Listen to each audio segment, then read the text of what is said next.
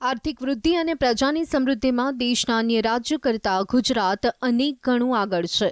ગુજરાતનો વિકાસ અન્ય રાજ્ય માટે આદર્શ ગણવામાં આવે છે, પરંતુ ઇન્કમટેક્સમાં કરપાત્ર આવકના લોકસભામાં જાહેર થયેલા આંકડાઓ સાથે રાજ્યમાં કારના વાર્ષિક વેચાણ સાથે મેળ જોવા મળતો નથી।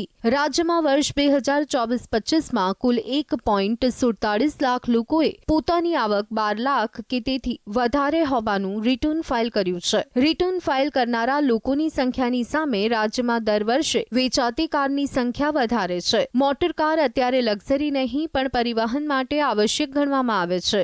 જૂન 2025 સુધીમાં એટલે કે 6 મહિનામાં ગુજરાતમાં કુલ 1.98 લાખ કારની નોંધણી રાજ્યની 37 રોડ ટ્રાન્સપોર્ટ ઓફિસમાં થઈ છે। રૂપિયા 12 લાખની આવક સામે કારની સંખ્યા અસમતુલા દર્શાવે છે। કારના વેચાણમાં બે મહત્વની બાબતો પણ જાણવી જરૂરી છે।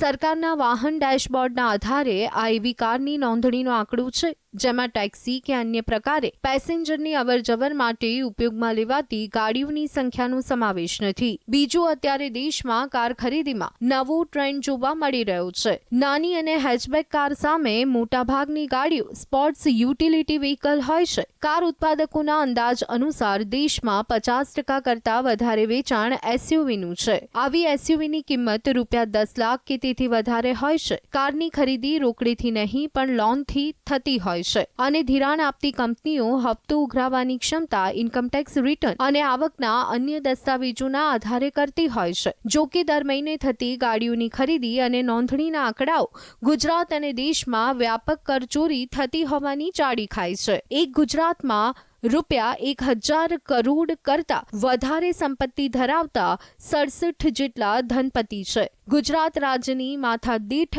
આવક રૂપિયા 3.68 લાખ છે, જે દેશની માથાદીઠ આવક રૂપિયા 2 લાખ કરતાં વધારે છે। આમ છતાં ગુજરાતમાં કરવેરો ભરવા માટે દર્શાવવામાં આવતી આવક પ્રમાણમાં ઓછી હોય તેવું લાગી રહ્યું છે।